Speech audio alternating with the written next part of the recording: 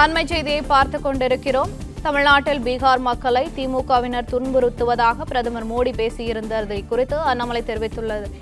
இதுகுறித்த கூடுதல் விவரங்களை எமது செய்தியாளர் ராஜகுமரன் வழங்க கேட்கலாம். வணக்கம் ராஜகுமரன், விவரங்கள் என்ன?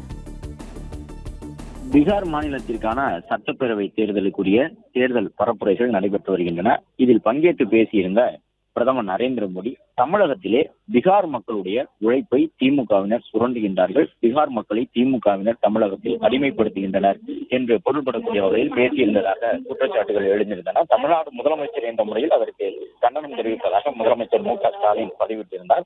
இந்த நிலையில்தான் அந்த பதிவை மேற்கோள் காட்டியிருக்கக்கூடிய பாஜக மாநில தலைவர் அண்ணாமலை திமுகவின் ஊழலும் போலி வேடமும் மக்கள் மத்தியில் அம்பலப்படும் போதெல்லாம் அதனை மடைமாற்ற மக்கள் மத்தியில் பிரிவினையை தூண்டுவது திமுகவின் வழக்கம் எனவும், நகராட்சி துறையில் 888 கோடி ஊழல் நடந்திருப்பது வெளியானவுடன் அதனை மறைக்கும் முயற்சியை தொடங்கி இருக்கின்றார் முதலமைச்சர் என்றும் அண்ணாமலை பதிவிட்டிருக்கின்றார். உழைக்கும் பீகார் மக்களை திமுகவினர் துன்பப்படுத்துகின்றனர் என்று பிரதமர் கூறியது முழுக்க முழுக்க உண்மை. தமிழக அமைச்சர்கள் பொன்முடி, டி.ஆர்.பி. ராஜா, நாடாளுமன்ற உறுப்பினர் தயாநிதி மாறன், ஆராசா தொடங்கி கடைக்கோடி திமுக நிர்வாகிகள் வரை பீகார் மக்களை ஏளனமாக பேசியதும் அவர்கள் மீது தாக்குதலுக்கு தூண்டுவதை போல பேசியதும் தமிழக மக்கள் அறிவார்கள் என்று பதிவிட்டுள்ள அண்ணாமலை முதலமைச்சர் வெளியிட்டிருக்கக்கூடிய காணொலியிலேயே பிரதமர் தமிழகத்தில் பீகார் மக்களை திமுகவினர் துன்புறுத்துகின்றார்கள் என்று பேசியிருப்பதுதான் இருக்கின்றது.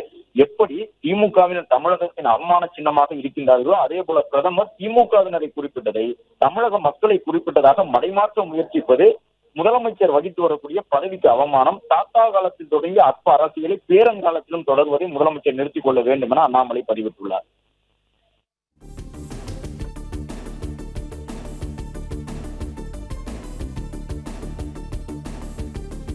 தகவல்களுக்கு நன்றி ராஜகுமரன்.